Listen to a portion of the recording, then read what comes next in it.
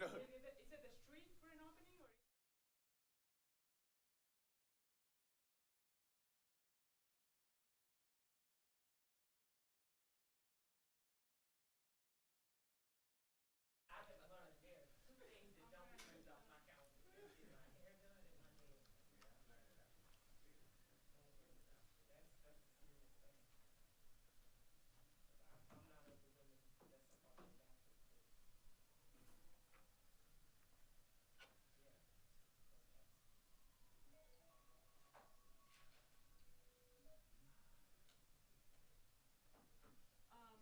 Angela, I can't see it. You what? I can't see in community impact. I know, I told you it wasn't there, I don't know where it is. So how do I get to it? Go to your calendar, I guess. But I can't from here though. My calendar is not, Your why is it not Outlook showing? calendar? No. Minimize that, open No, Outlook. it has to be somewhere. If I press create it, it has to be. I know, I don't know where it is. Alright,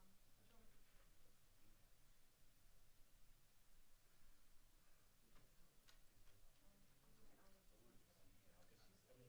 Thank you. Where's the Zoom? Why isn't it opening? Yeah.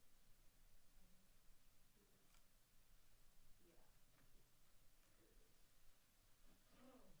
I know. Okay. Here. There you go. I'll be back here. Let me unmute the sound and we'll be good to go. Whenever y'all are ready. Good afternoon, Chair Mackey. Good afternoon. How are you today? It is. The walls have calmed down. Yes, ma'am. Ready when you're ready.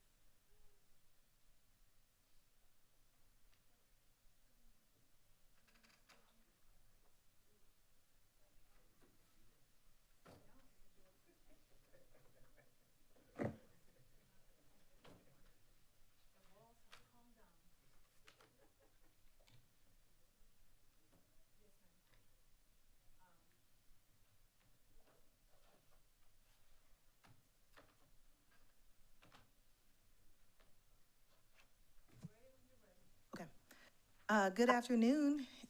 It is now 1:03 p.m. on Tuesday, November 12th. I'd like to call the Community Impact Grants Committee meeting to order. Madam Clerk, Recording in progress. can you take the roll, please? Yes, ma'am. Pugh, Livingston, Here? Barron, Here? Mackey, Here. English. Present. We have a quorum. Thank you. Next item on the agenda is approval of minutes from September 17th, 2024. So move, Madam Chair. Second. A motion and a second to approve. Any discussion? Madam Clerk? Livingston, Yes. Barron, Yes. Mackey, Yes. English. Yes. Motion approved. Next is item 3, adoption of the agenda. Do we have any additions or deletions to the agenda? No recommended changes, Madam Chair. Move to approve? Second. Motion and second. Any discussion? Madam Clerk? Livingston, Yes. Barron, Yes. Mackey, Yes. English. Yes. Motion approved.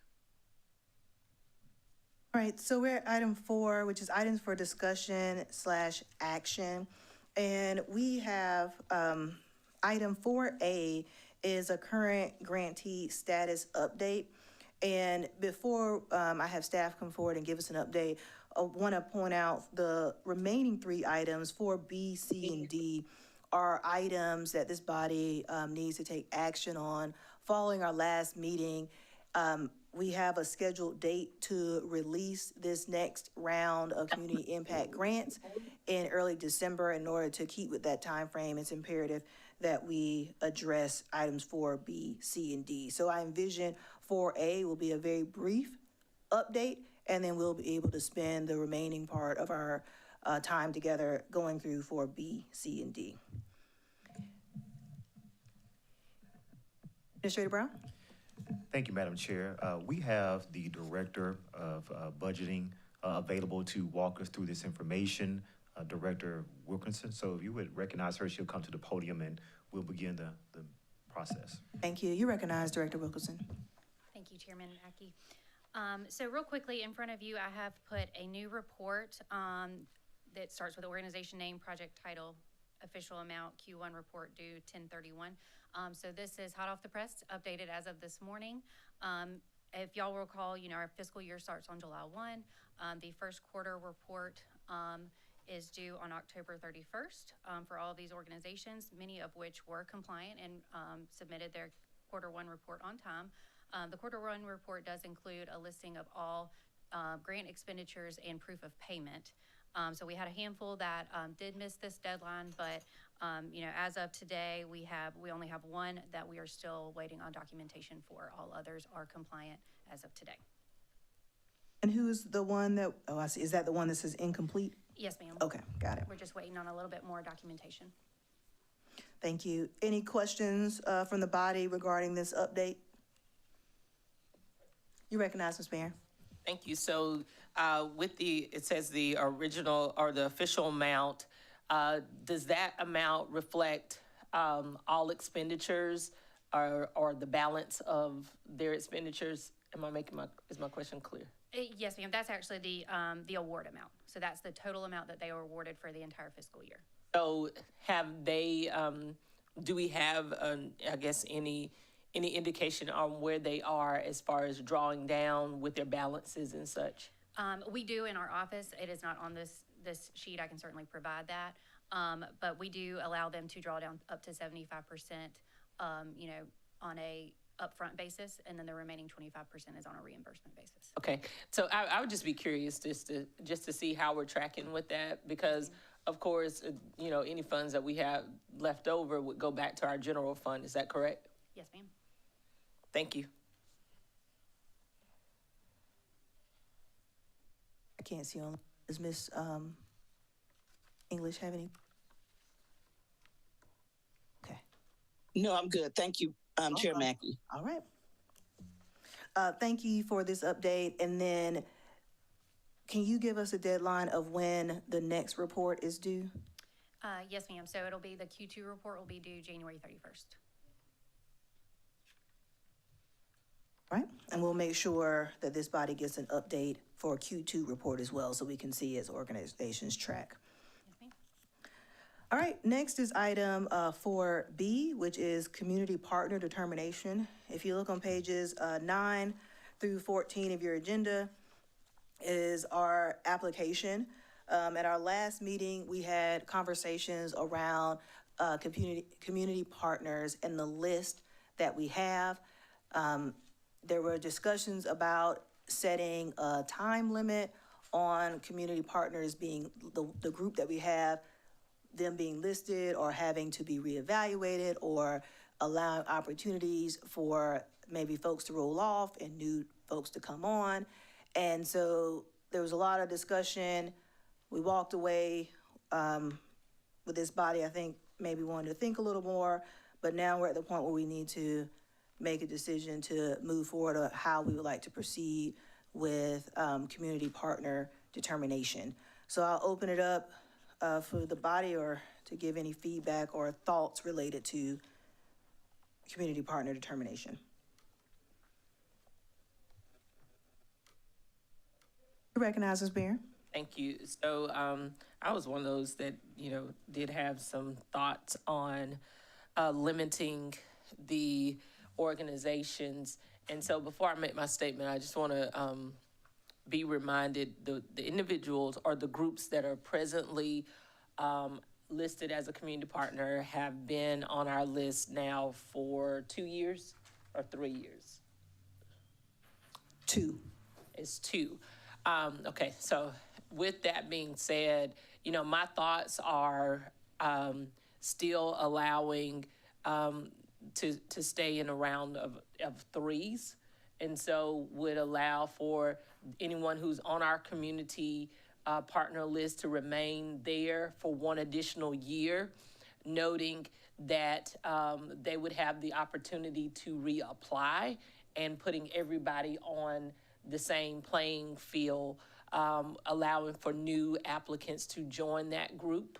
I have mixed feelings about, even allowing to say that the ones that are presently on the list to perhaps sit out for a year, but I do know that we have some organizations that have, and I say this very, very, with all the love in my heart, and that is been very dependent upon county funds to continue their work in the community, and I know that that's just because that's been the nature of how things are.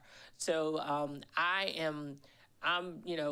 poised and ready to go for a motion for this item, but I don't want to be presumptuous with that, and I'm open to have more conversation.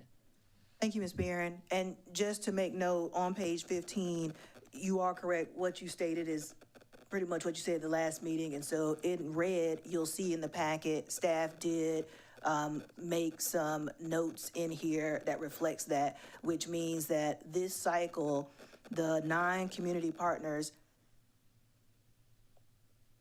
we're good? Okay, apologies, technical difficulties, we're good? Great. That the 9 folks listed, community partners, that this cycle would be their last cycle, and that as we look at the application next year, we will open it up to be reevaluated. And Ms. Barron, correct me if I'm wrong, I wanna make sure I understand.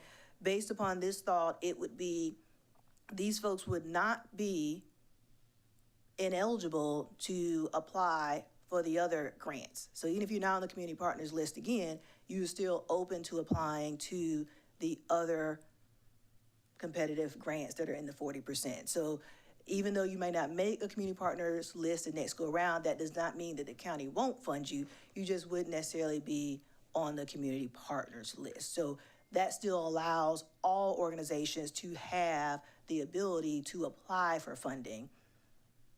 Is that your intent? That is my Okay. intent, yes. Mr. Livingston, you recognize. So right now, we're talking about those 9 agencies on page 15. Is that? So on 15, we're saying right now, these 9 agencies will remain the community partners for the application that goes out in December, and that we will reevaluate this list next year. And that we will then create an opportunity for any others that may want to get on, and we will look at the list. But for right now, these would be the 9, because that will be the 3-year period. And that this language says that we will reevaluate the list of community partners at least every 3 years. So at the end of the 3rd year for these, they would not be eligible to receive any county funds?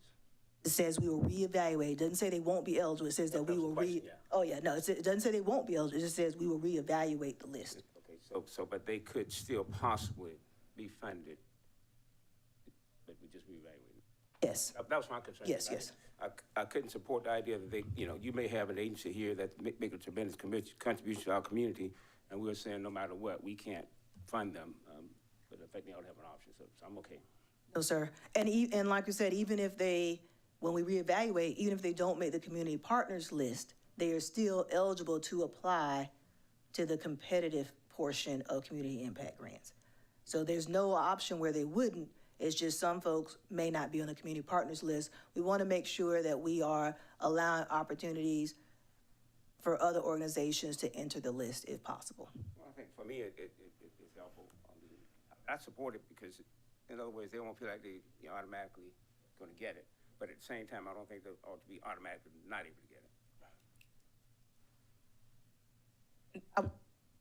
I was gonna check. Ms. English, did you have anything? I do, but I hadn't really flushed it out.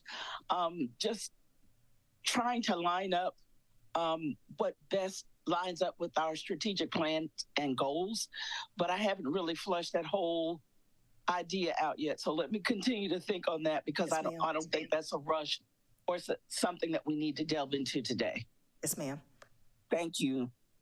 You're welcome. Ms. Barron? So I just wanted to, just to continue the conversation and note that I feel strongly about, what Mr. Livingston was saying, that, I think still having the opportunity for some of these organizations to be reevaluated and to possibly be put back on the list is definitely something to support, for us to support. But I also want to be open to these other organizations that we may not know about or that are out there doing some wonderful and great things. As being a small business owner, people will often say, "Oh, I've never heard of your company," and part of me will say, "Well, you should," but why? Because I don't get the spotlight of a big Fortune 500 company, or maybe not in those same rooms. And a lot of times we just don't know about those organizations doing great and impactful things in our community because they've not had an opportunity to have a seat at the table. So I'll continue to champion those organizations who have been doing great things in our community for many years, but I also feel equally as strong about those that are up and coming that have earned their stripes in our community and doing some great things as well. Thank you, Ms. Barron. So based upon the language that's on page 15 in red, I think we've talked about it, but I think this language addresses what has been discussed. So I will entertain a motion. Madam Chair, You're recognized. I'd like to make a motion to accept the language that's written. It's on my page. It's on my document. It's page 14. But the language under community partners that has been drafted by our staff.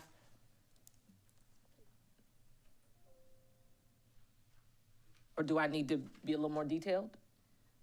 I'm just concerned because yours says 14, so I want to make sure we're looking at the same thing.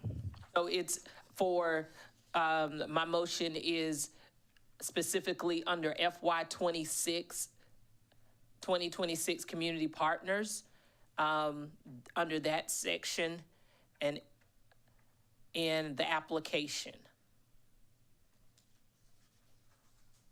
So with that, I'll be real specific then, because I don't want to leave any room for doubt. So my motion is I move to accept the recommendations provided by staff that state that community partners will be reevaluated at least every 3 years.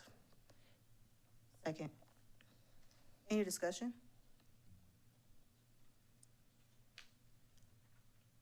Madam Clerk?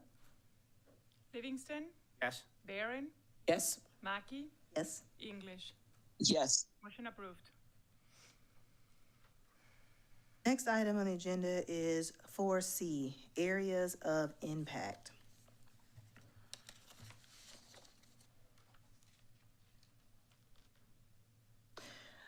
So this is in the application, on page 17, but I don't know about yours, Ms. Barron, but it's the application, questions 5 and 6, where it talks about which impact area will your project primarily serve, and then select any additional impact areas your project will serve if applicable.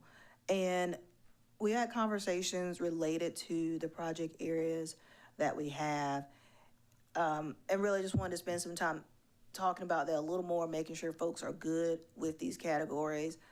I think every year we continue to evaluate this application and continue to refine it and get better. and really want to make sure that we are creating an application that aligns with our strategic plans and what it is that we really want to see.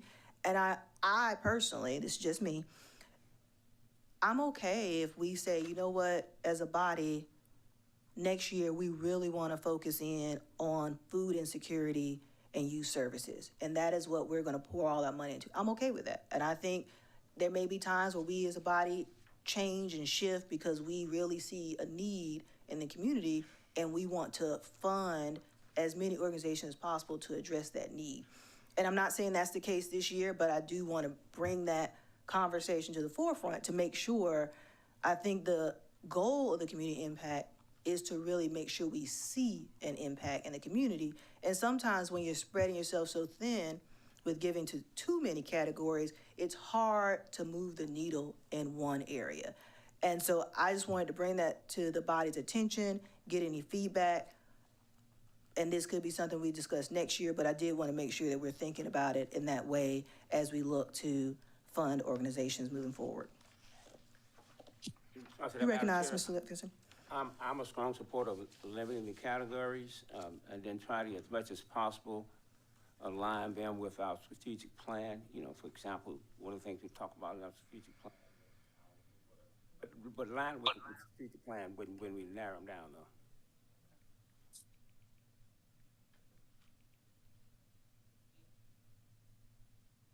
I'm definitely in agreement with that as well.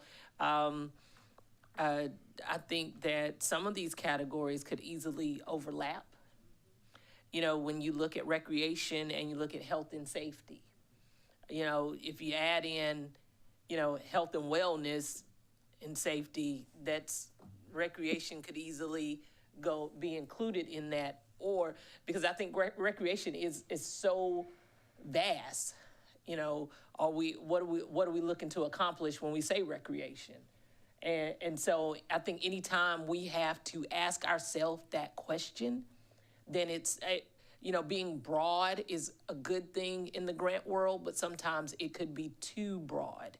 And I'm thinking about when with the funds that we had for our COVID relief dollars, you know, our categories were very broad, one of which was youth and recreation services. And then when we got the applications in that category, none of the applications qualified for the things that we said. So I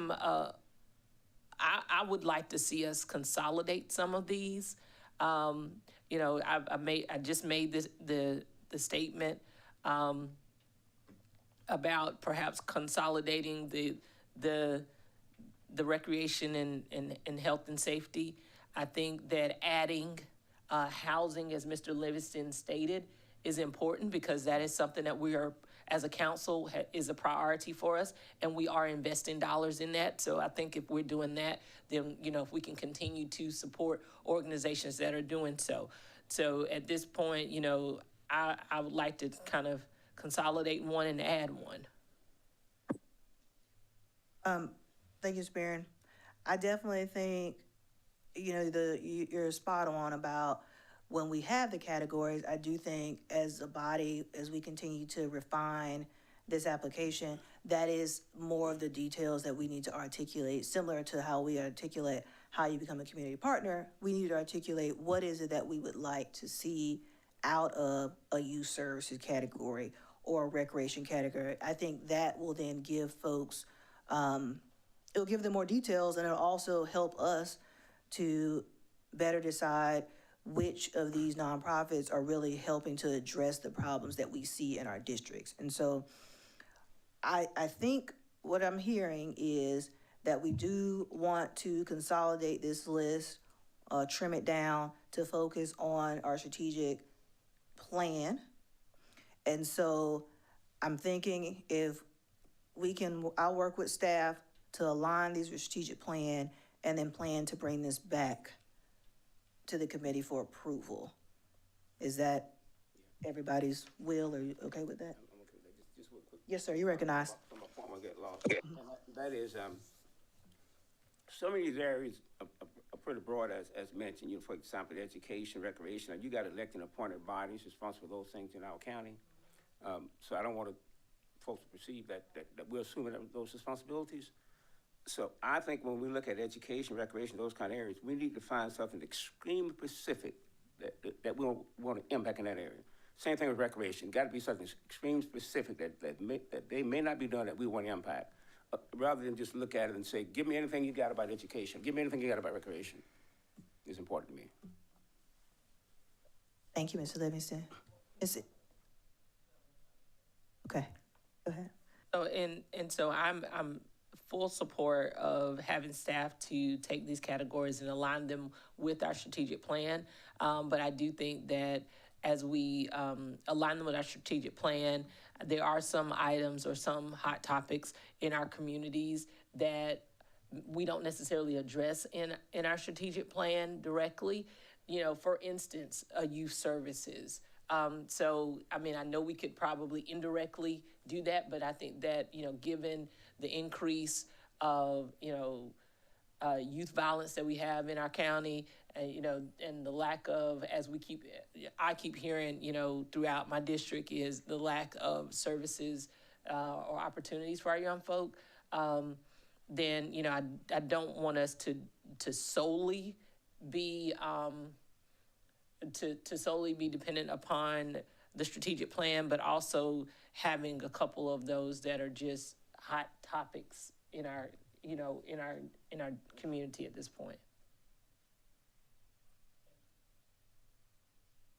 Ms. Barron, just to make sure we're clear, did you have any hot topics that you wanted to share right now as staff goes to kind of work on language? Oh, sure, I'll be glad to make a recommendation, and that one of which was the youth services. I'd like to see that youth service programs to continue, and I also would like to continue to see the health and safety as well as the veteran services. But I think the veteran services are going to be looped somewhere in with one of those other, one of our strategic plans. But I'll just voice those are the ones that I don't want us to, and, you know. Is there a specific hot topic item to streamline that even more? So similar how we're talking about being specific, is there anything with youth services specifically that you want to make sure that they address, or health and safety specifically, or are you open to what they provide? Well, I can provide, because anytime, you know,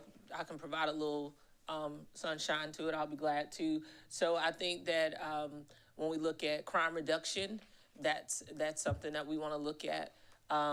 Community involvement is another thing. When we look at youth services, those are, you know, not overlapping in the workforce development, but just, you know, steering away from that. And then when we look at veteran services, I think that if we continue to look at providing opportunities for our veterans specifically to some of the work that like the chamber, that the things that the chamber have been doing, I think is critically important. And then the other ones will fall in, such as our first and such. So those are hot topics that I would like to help streamline, and I can dig deeper if I need to when staff goes to the drawing board. I don't mind providing that insight. Ms. English, did you have anything? I think at Paul kind of did it. I was thinking on the line of it's very just how we and just kind of not bring that category down. So I think it's like in my mind, Y'all couldn't understand that? At the first part.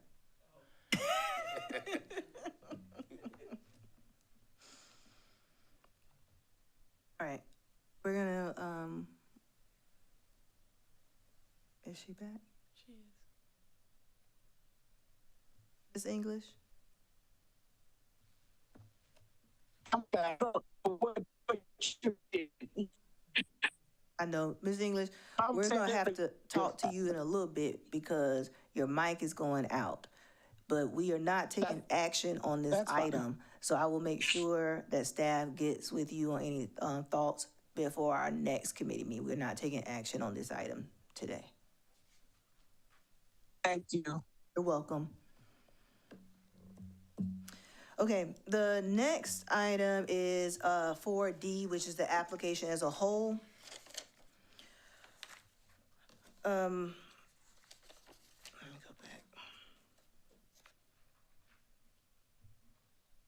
And staff, please correct me if I leave anything out. But starting off on page 10 in my packet, which is the first page of the Community Impact Grant Guidelines, you'll see in red, this grant cycle for fiscal year 2026 will open December 2nd. So that is when this application will be made available pending. This committee stays on schedule. The grant cycle will open on December 2nd, 2024. Applications submitted via Zoom Grants, and they're due February 2nd, 2025. You'll also see in the program description the updated numbers in red. Remember that these allocation numbers change every year based upon the value of the mill that we set aside. And so you'll see the 60, up to 60%, which is key, up to, for our community partners, and then up to 40%, you'll see that amount at a little over $700,000. Nothing else on that first page has changed. Going to the second page, no changes there. Third page, no changes. And then your fourth page with the project summary, and how you evaluate with point system, that is not changed. You'll see under deadline, there is language in there updated to reflect the deadline of December 2nd, the opening date of December 2nd and the deadline of Sunday, February 2nd. Moving to page 14, under payment procedures, there is text in red now that states, once the county has received your signed grant agreement, your agency may submit a payment request for up to 75% of the approved funds. The remaining 25% or the balance of the allocation may be provided on a reimbursement basis.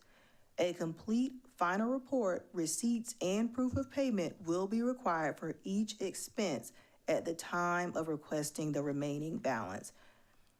And this is a new feature added to ensure that we continue to be in compliance and that organizations are submitting all of their paperwork in time when seeking funds. Under reporting requirements, you'll see text added in red. Richland County requires grantees to complete quarterly reports as outlined above during the award period. Each quarterly report should be accompanied by itemized receipts, invoices, and proof of payment for funds drawn down in the previous quarter.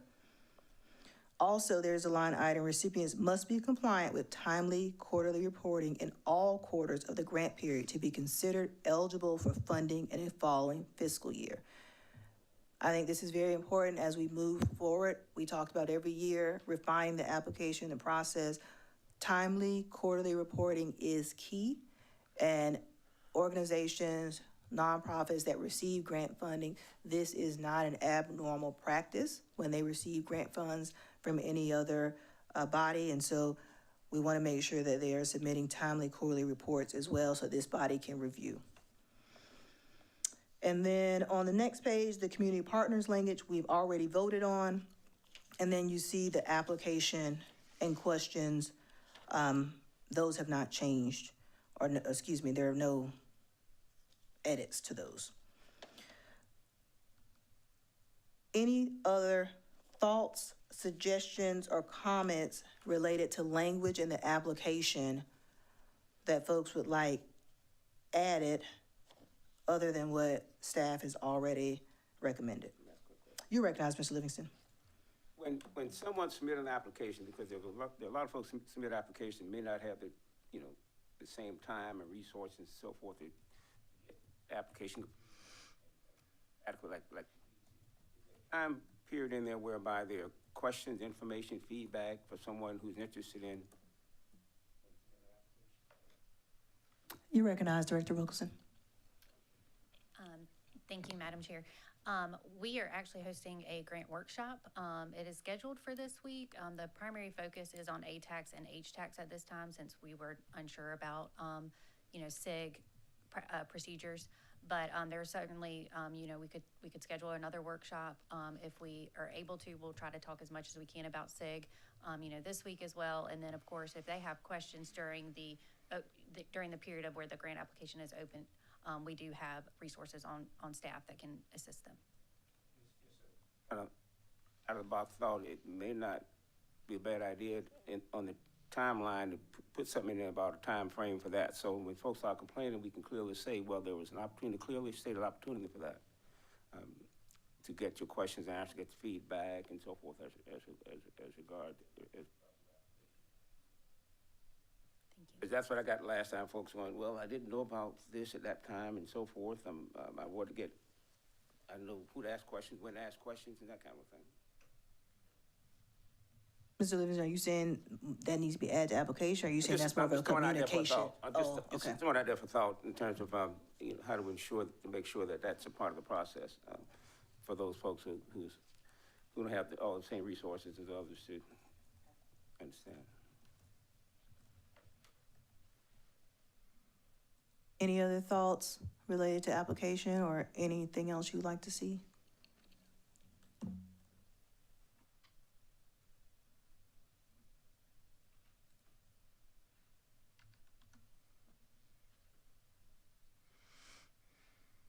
Okay. So at this point, with the application, and I'm going to look to staff as I say this, is it appropriate? That's Miss Newton. It's Ms. Newton?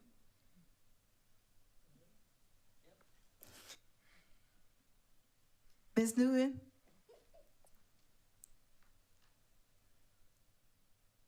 Yes, sorry, I thought I was muted. Did you have anything you wanted to say? You don't have to, I just want to Not make at sure. present. Okay, thank you. Very serious meeting. So I'm gonna look at staff for guidance on this. Is it okay for us to take a motion on the application except for the impact areas?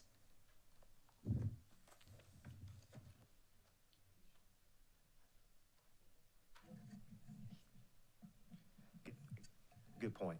So in general administration, we don't necessarily see an issue. Certainly, we want to make sure the county attorney has a chance to weigh in, but we don't operationally see an issue with that particular motion. Madam Chair, no, I don't see a problem with it, just so when the appropriate time comes, that area is dealt with, and so it all can go together. Thank you. If the body is open to it, I'd like to make a motion to accept the Community Impact Grants guidelines for fiscal year 2026 with the recommendations of staff, except for the impact, let me get it right, except for the impact area questions on the application 5 and 6, which will be taken up at our next committee meeting. So move on, Chair. A motion and second, any discussion? Madam Clerk? Livingston. Barron. Yes. Mackey. Yes. English. Yes. Motion approved. Right. That is all of our items under 4, unless anyone has anything else they'd like to discuss. Adjourn. Motion and second to adjourn. Madam Clerk? Livingston. Yes. Barron. Yes? Mackey. Yes. English. Yes. Motion approved. Meeting adjourned.